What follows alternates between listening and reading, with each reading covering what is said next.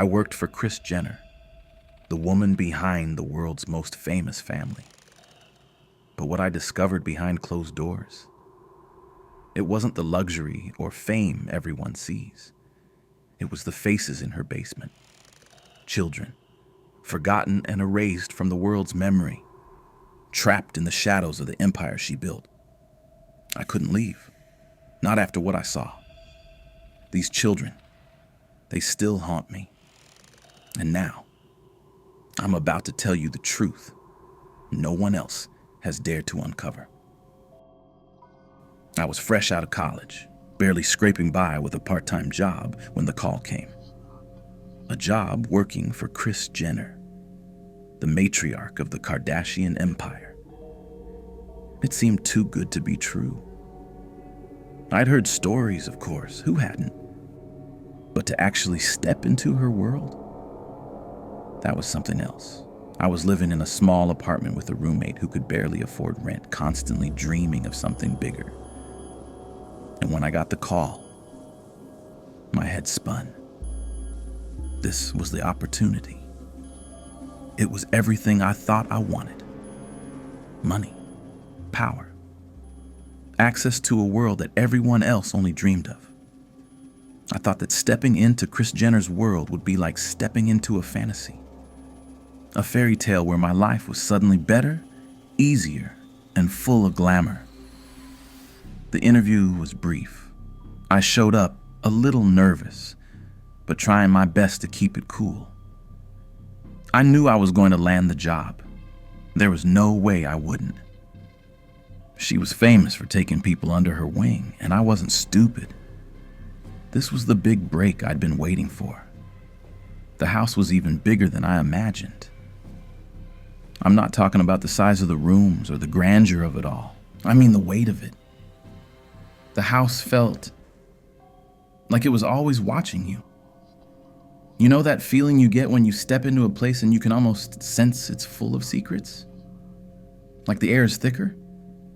That was the house. Cold, sterile, alive in a way I didn't quite understand yet. But I pushed it aside. I didn't have time to dwell on it. I was too busy being thrilled by the luxury surrounding me. Kris greeted me with a smile, welcoming me into her home. She was warm at first, almost too warm, in a way that made you feel like you were the only person in the world. But there was something in her eyes that didn't sit right. A flicker of something off. I can't explain it, but I felt it. She was a woman who'd perfected the art of making you feel important. But I could tell it was a game. The first few days on the job were a blur. I was running errands, scheduling meetings, doing what I was told without question. But as the days passed, something strange started to happen. I began to notice how the staff reacted around me. It wasn't just that they were polite, they were fearful.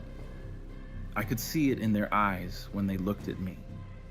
The older nannies, the assistants, even the housekeepers, there was a subtle unease around them, like they were waiting for something or someone to arrive.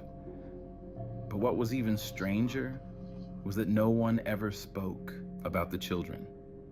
I'd been told that there were kids in the house, Kris's children, of course, but they never seemed to be around.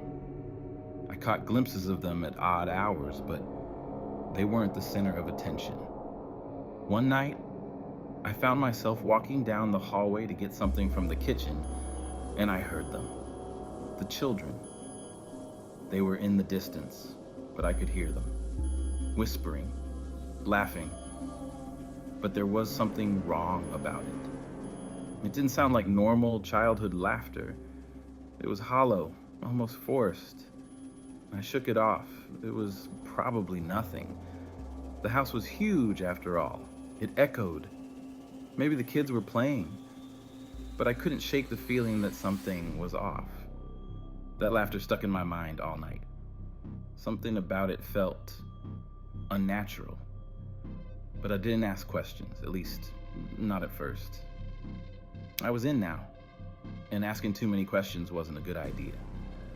I had a job to do. I had an opportunity to make it big in a world that could make or break me. But as the days passed, I began to realize there was more to this family and this house than I could ever have imagined. But it wasn't long before I started noticing things, strange things that couldn't be ignored. It was during my second week in the house that I first saw it. The door. I'd been walking down the hallway when I passed the basement. It was the only place in the house that was always locked. There were no windows, no signs of life beyond that door, just a solid wooden structure that felt out of place. Every other door in the house had an open, welcoming vibe to it. But this one was different. It felt shut off.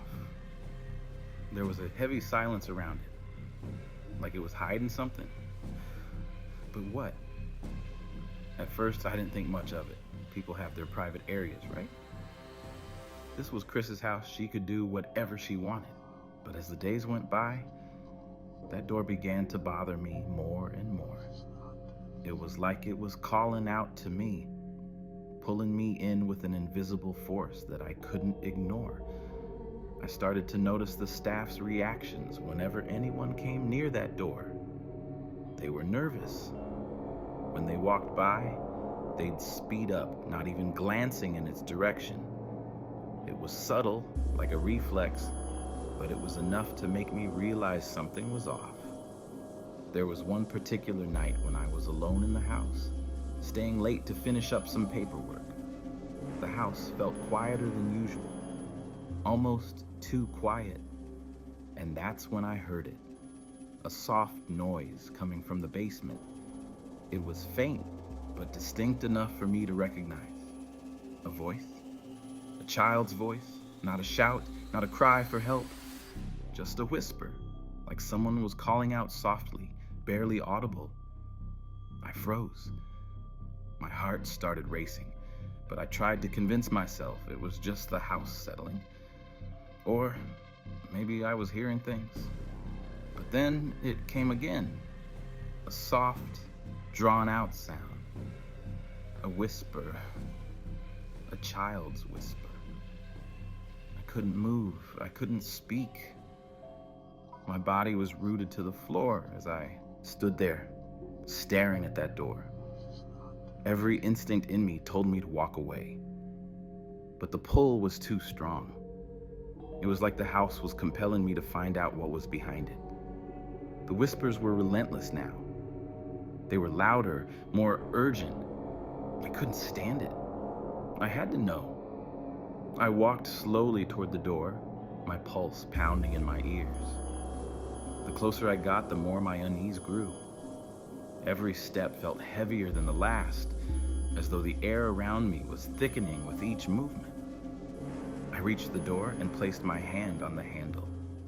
It was ice cold. I hadn't even realized how cold it had gotten in the house, but now it felt like a chill was creeping up my spine. I turned the handle, and the door creaked open just slightly. Nothing. I peered into the basement, expecting to see something, someone, but the space beyond the door was empty. It was dark, almost pitch black, except for a faint glow coming from the far corner. The whispers had stopped, but the tension in the air had only grown. The hair on the back of my neck stood up as I stepped into the dark hallway. There was something wrong here. Something I wasn't supposed to know. And then I saw it. A reflection. A fleeting image in the dim light. A small handprint on the wall. Tiny. Smudged. As though someone had pressed their hand there. Desperate to leave a mark. I stepped back, heart racing. My mind was spinning. I couldn't explain what I'd just seen. The handprint didn't make sense. There was no one down there, at least no one I could see. I closed the door quickly, hoping the silence would swallow everything I had just witnessed. But that was the moment I realized something. I hadn't been imagining things. was. There was someone down there. And whatever was behind that door was not just a forgotten part of the house. What I didn't know was that what I had just witnessed in that basement was only the beginning. It was the first clue in a dark puzzle I wasn't prepared to solve. Over the next few days, I couldn't shake the feeling that something was wrong. Something was hiding in the shadows of that house, in the walls, under the floorboards. The basement door still called to me, but I knew I had to stay away. I tried to bury the unsettling image of the handprint and the whispers I had heard, but the more I tried to ignore it, the more it haunted me. I started noticing little things. Conversations cut short when I entered a room. Eyes that quickly darted away when I passed by. The staff seemed tense around me, like they were walking on eggshells, always avoiding certain topics. There were no outbursts or confrontations, just a quiet unease that lingered in the air. One evening, I was doing my usual rounds around the house, helping the assistants with paperwork, answering calls, when I overheard a conversation between two of the nannies. They were talking about them. I didn't catch the whole conversation at first, but the words that stuck with me were enough. "They shouldn't have come back," one of the women whispered, her voice shaking. The other replied, "We all know what happens when they stay too long." I froze. What were they talking about? What shouldn't have come back? And who were they? I had to know more. I waited until they had both walked away, then I approached the head nanny, who had been there the longest. I had to ask. At first, she refused to speak to me. She told me that it wasn't for my eyes, that it was best I didn't know. But the more I pressed, the more uncomfortable she became. Finally, she told me something that made my blood run cold. There were children, not Kris's kids, other children. They came and went. People don't talk about them. I asked her to explain further, but she shook her head and walked away. That was all she would say. The air around me grew heavy, like something dark had just been brought to light. I couldn't let it go. I had to find out who these children were, why they were so easily forgotten, and most importantly, why no one would talk about them. Over the next few days, I started asking more questions. I approached the housekeeper, the cook, anyone who had been there long enough to remember. I even overheard some of the staff talking among themselves about the others. But as soon as they noticed me listening, they would stop talking. It was as if there was an unspoken rule that everyone followed. Don't ask, don't speak, and don't remember. But the more I asked, the more I learned. The stories, when pieced together, painted a chilling picture. These children weren't just adopted by Kris. They weren't foster children or nieces and nephews. They were taken in for a purpose that no one dared to name. I heard rumors of strange behavior, of children being taken in and out of the house late at night, of their eyes, empty, as if they didn't even recognize their own reflection. But the most disturbing part, the children didn't stay. They were gone. The whispers were getting louder. These children had been used. They were brought into the house, raised for a time, and then erased, vanished, discarded as easily as if they had never existed. No records, no mention, no trace. The more I pressed, the more the stories began to match up. The house wasn't just full of luxury and secrets. It was full of discarded lives. The more I learned, the more I realized these children hadn't been raised in love. They had been used as tools. The children who came and went weren't just adopted. they were exploited. When they had outlived their usefulness, when they were no longer needed to feed the machine, they were forgotten. Their faces erased from the house's history, as though they had never even existed. One evening, I found an old family album in one of the hidden storage rooms. It was full of photos, pictures of children. But there was something wrong about these photos. Their faces were smudged out, blurred, like someone had intentionally tried to wipe them from history. But as I flipped through the album, I saw the same haunting thing in each picture. The eyes were missing. And in place of the eyes were strange, circular smudges like someone had tried to erase them entirely. I knew these weren't just random children. They were part of the house, part of its twisted legacy.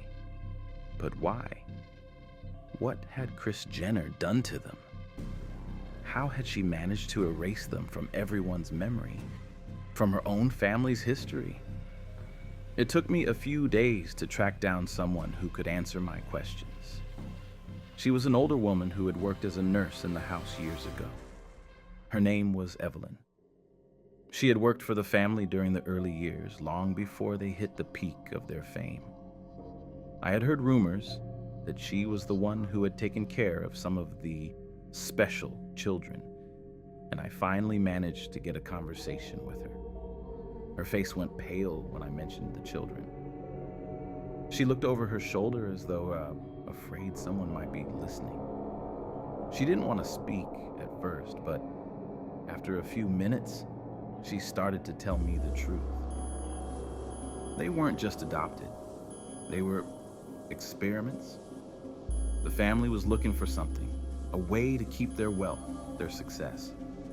They believed these children were a way to stay young, to keep everything perfect. Her voice trembled as she spoke, but I could see the truth in her eyes. The children were never meant to be loved. They were meant to be used. And once they had served their purpose, once they had given the family everything they needed, they were gone. Disappeared into the shadows, never to be seen again. That's when I realized the horrifying truth. These children weren't just forgotten. They were sacrificed. But the more I learned, the more I realized something worse. The children weren't just gone. They were trapped. And the house wasn't done with them. Not by a long shot. The deeper I dug into the secrets of the house, the more unsettled I became. The children I had learned about were never fully gone. They were trapped, lost in the shadows of the house. And with each passing day, I felt their presence more and more. It wasn't just a vague sense of something being wrong anymore. It was real.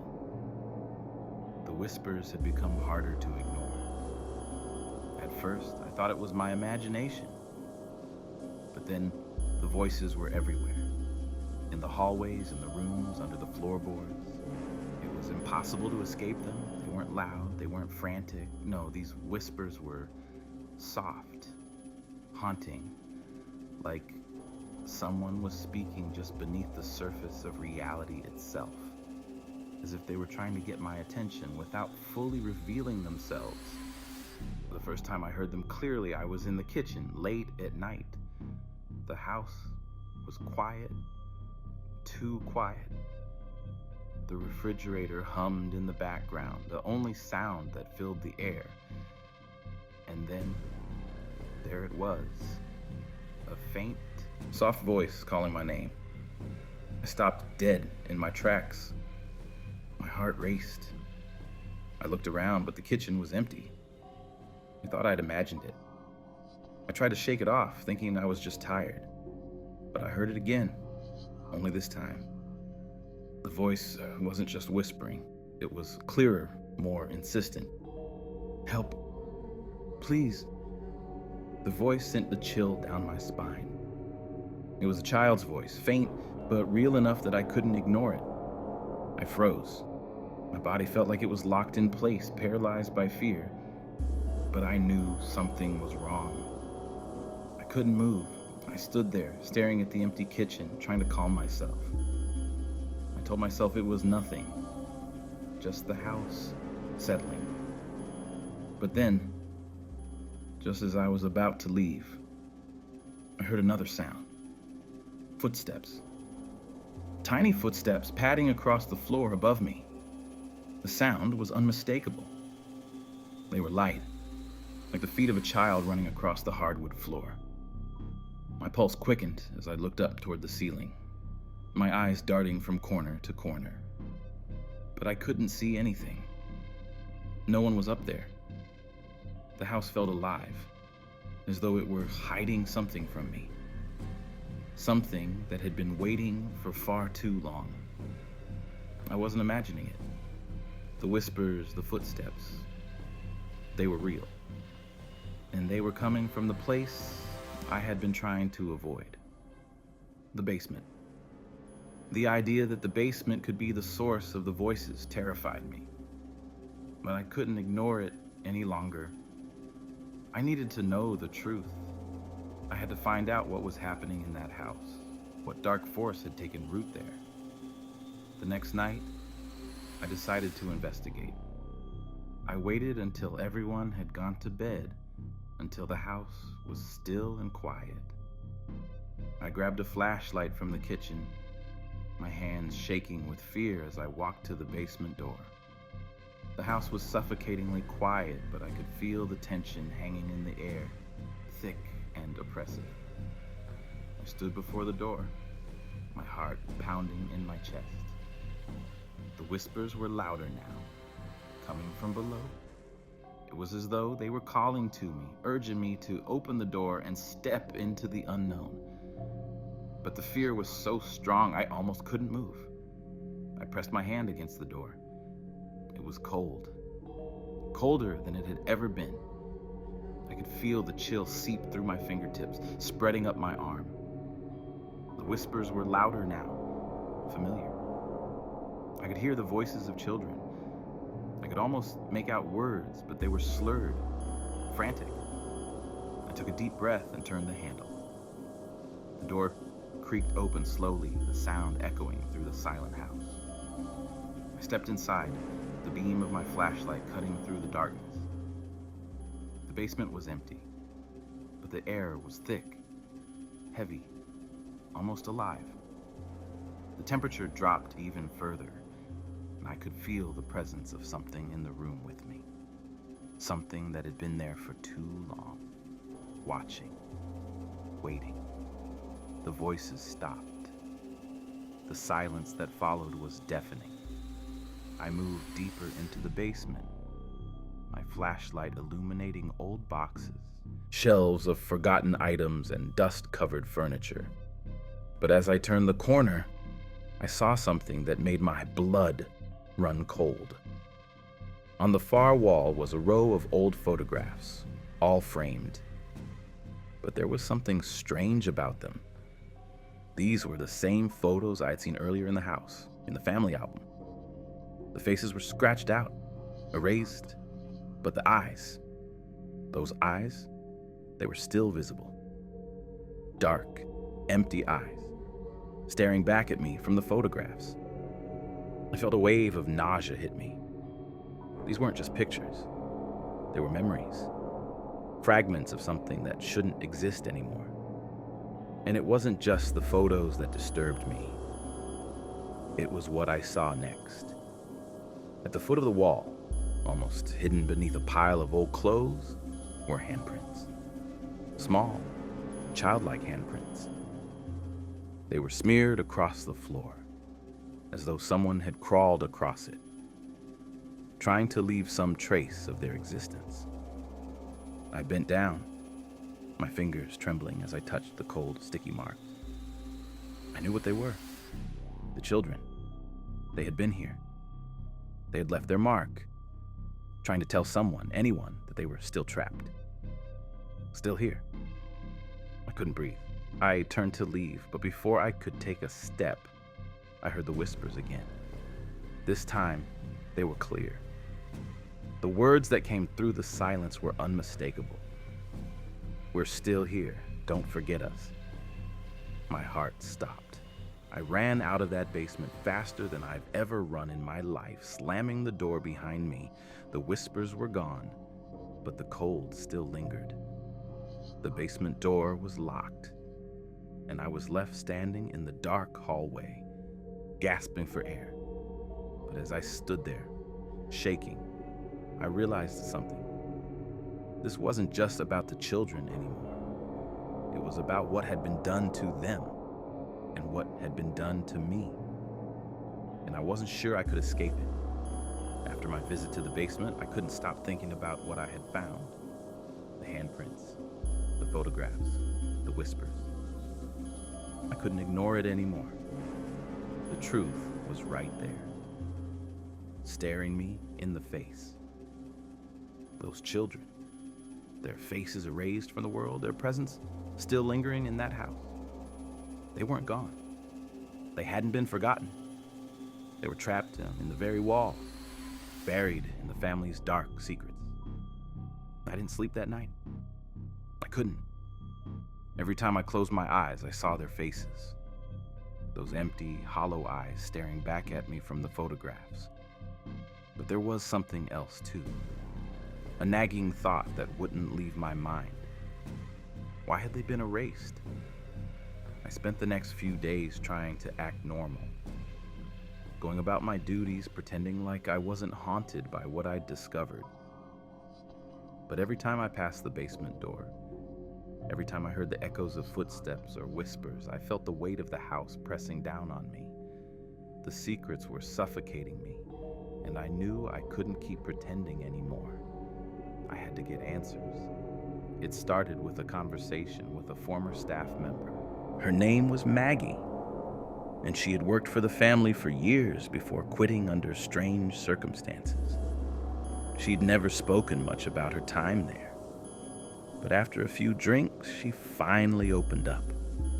She was quiet at first, hesitant, as if she was afraid of what she might say. But when I asked about the children, her eyes darkened, and I could tell she knew more than she was letting on. "They weren't normal," she whispered, looking around nervously to make sure no one was listening. "Not in the way you think. They were different. And I'm not talking about their upbringing." I leaned in closer, my heart pounding in my chest. "What do you mean? Different how?" Maggie hesitated, her fingers trembling as she stirred her drink. "They weren't just adopted, not like any other children would be. They were chosen, brought in for a purpose that no one talks about. I didn't know what it was at first, but over time, I figured it out." She glanced over her shoulder, making sure no one else was around, and leaned in closer. "They were experiments. The family was looking for something beyond wealth. They wanted to stay powerful, stay young, and they thought these children, these innocent children, were the key to that." The words hit me like a punch in the gut. My mind raced as I tried to process what she was saying. Experiments. Children used as some sort of tool to fuel the family's success. But how? What had they done to them? And what had happened to those children once they had served their purpose? "Do you know what happened to them?" I asked, my voice barely above a whisper. Maggie's eyes filled with fear, and for a moment she looked as though she might cry. "No one knows for sure. Some say they were discarded. Others say that they were kept in a way that no one should ever be kept. But I don't want to know anymore. I couldn't take it. I had to leave." The words discarded and kept echoed in my mind. What had they done to those children? What was their purpose? And why had they been erased from the family's history so completely? That night, I couldn't sleep. I lay in bed, my mind spinning with the questions that Maggie's words had left behind. The children had been taken for a purpose, a dark purpose that I was only beginning to understand. But the more I thought about it, the more I realized there was only one way to uncover the truth. I had to go back to the basement. I waited until the house was asleep, waiting until the silence felt thick enough to drown out my fear. When the time finally came, I made my way down to the basement, the flashlight in my hand trembling as I walked toward the locked door. The whispers had started again, faint but undeniable. They were louder now, as if they were urging me to hurry, to uncover the truth before it was too late. I reached for the door, but this time, something was different. There was a coldness in the air, a sense of dread that I couldn't shake. I turned the handle and the door creaked open. The basement was dark, but there was a strange, sickly light coming from the far corner. I walked in, and that's when I saw it. The walls, which had once seemed plain, were covered with drawings, hundreds of them. Some were scratched into the walls with what looked like fingernails. Others were drawn hastily with chalk, the images blurred and chaotic. But all of them had one thing in common: children, their faces distorted and scratched out, just like the photographs I had seen earlier. I moved closer, my flashlight flickering as I swept the beam across the walls. In the center of the room, there was a large old chair. It looked like it had been there for years, but there was something about it that made my stomach churn. It was stained, the upholstery torn and shredded, and as I approached, I realized what it was. The chair was covered in blood. I staggered back, bile rising in my throat. My mind couldn't process what I was seeing. What kind of experiments had taken place in this room? What had they done to these children? And what had they left behind? I couldn't take it anymore. I had to get out. But just as I turned to leave, I heard something that made my heart stop. A child's voice, louder than before. "Don't forget us." It wasn't a whisper anymore. It was a scream. I had come too far to turn back now. The truth was out there, buried in this basement, and I couldn't leave until I had uncovered everything. No matter how far I had to go or how far the house would push me. I couldn't shake the feeling that the house was watching me. It was as if the walls were closing in, every creak of the floorboards, every faint whisper from the shadows was an invitation to dig deeper into its secrets. But the deeper I went, the harder it became to stay grounded in reality. The truth was there, just out of reach, waiting to swallow me whole.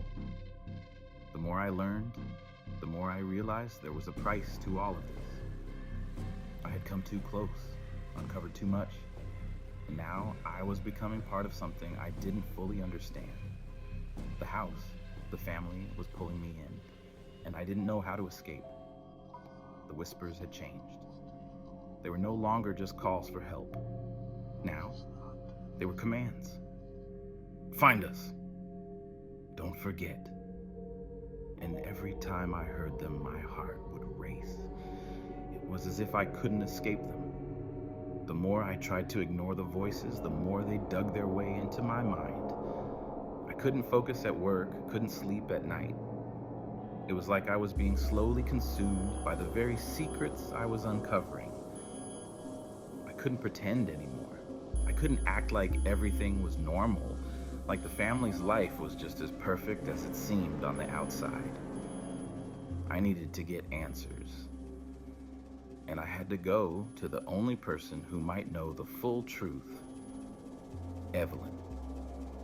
Evelyn had been there when the family first started, growing. She had witnessed things that no one else had, and I could feel that she knew far more than she had told me. I went to find her one morning. determined to get answers, even if it meant pushing her too far.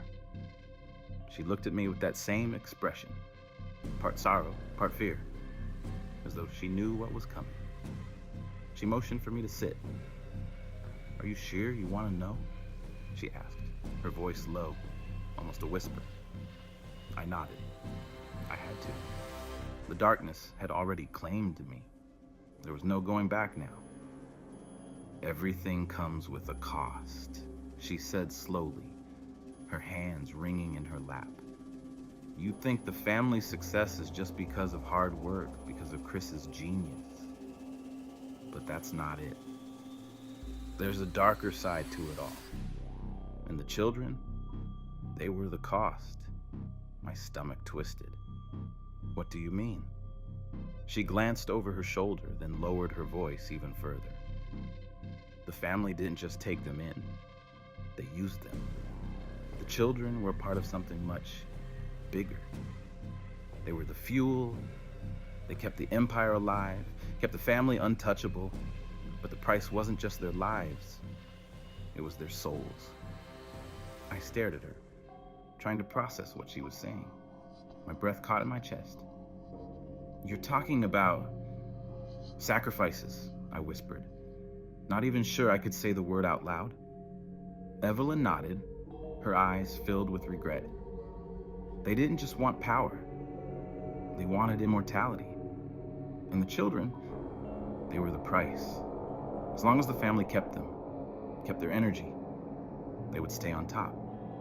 But the moment the children were used up, they were discarded, gone, and they never really left." I felt like the world was slipping out from under me. "They never left?" I asked, my voice trembling. "No," she whispered. "Their souls stayed. And the family, they used them.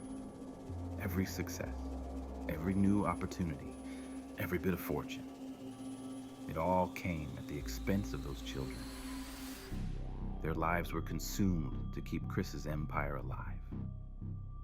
I could feel the weight of her words sinking in, pressing against my chest. I had come to understand that something was terribly wrong, but I hadn't realized the true cost of it all. The family's success wasn't just about what they built. It was about what they took. And I was beginning to understand the worst part. I wasn't just a witness to this darkness. I was part of it now. Every time I asked a question, every time I dug deeper, I was feeding into the family's twisted legacy. I was becoming part of the machine. The realization hit me like a punch to the gut. I was already too far gone. I had already been consumed by the house, by its secrets. Evelyn's voice broke through my thoughts. "You need to leave. If you don't, you'll never escape. They'll pull you in like they did to all the others. You'll become part of their world, and you'll never be able to get out." I stood up, my legs shaky. Her warning hung in the air, heavy and suffocating. The house had claimed its next victim, me. But there was one thing I hadn't counted on. There was someone else who wanted me to stay, and they would stop at nothing to make sure I didn't leave. I couldn't get out.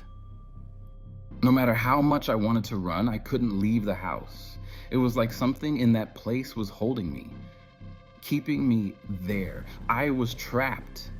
The whispers were louder now, constant, relentless, gnawing at my thoughts. The truth had already consumed me, and every step I took, every question I asked, I could feel myself being pulled deeper into the abyss. I tried to act normal, like nothing had changed, but it was impossible. The darkness had seeped into my soul. I saw things I shouldn't have seen. The children, those forgotten souls, were always with me, always watching. I could hear their voices, even when no one was around. But the worst part, it wasn't just their voices anymore. It was them standing in front of me, their hollow eyes staring into mine. At night, I would see their faces in the reflections of windows in the dark corners of the rooms. Their eyes were always there, following me.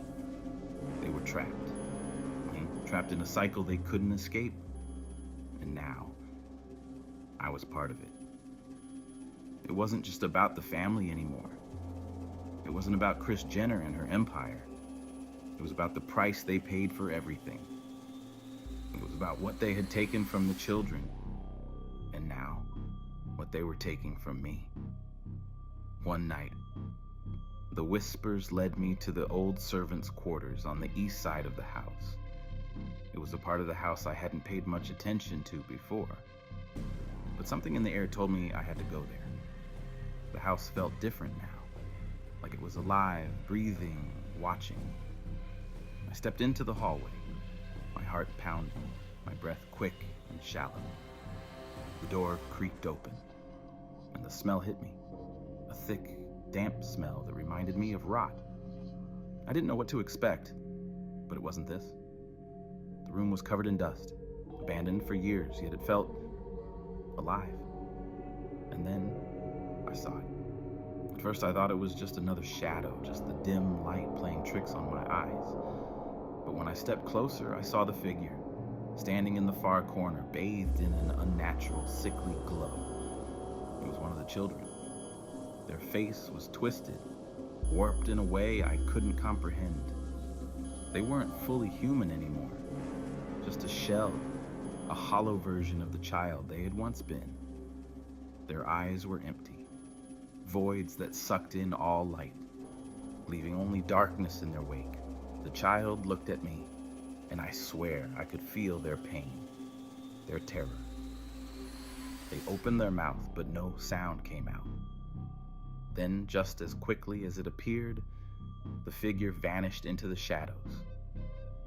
I felt a chill grip my chest as the air seemed to freeze around me. I was trapped, not just in the house, but in its curse.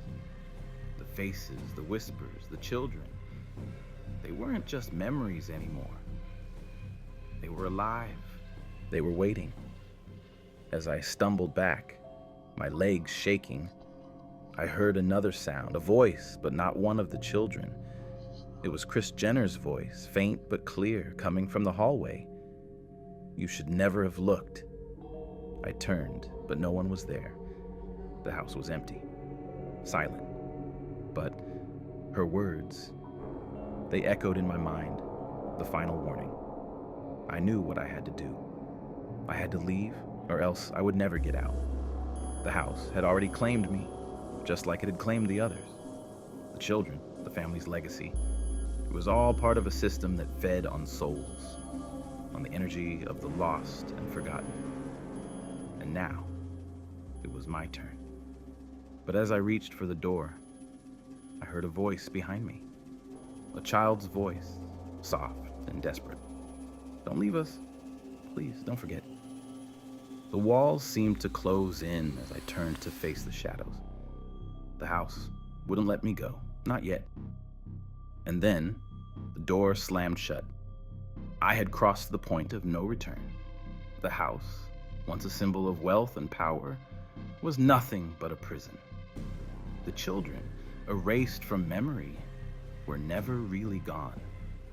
They were the price, the sacrifice that kept the family's empire alive, their souls bound to the walls, feeding the very success that made them untouchable. Now, their whispers haunt me, their eyes follow me, and I can't escape. I thought I could walk away, but I'm already part of it. The house has me, just like it had them. The cost is too high, and there's no leaving once you've seen the truth. I tried to forget, tried to run, but the shadows will never let me go. They'll never let anyone go. The faces in the basement, they're still there, still waiting. And now, I'll never be free.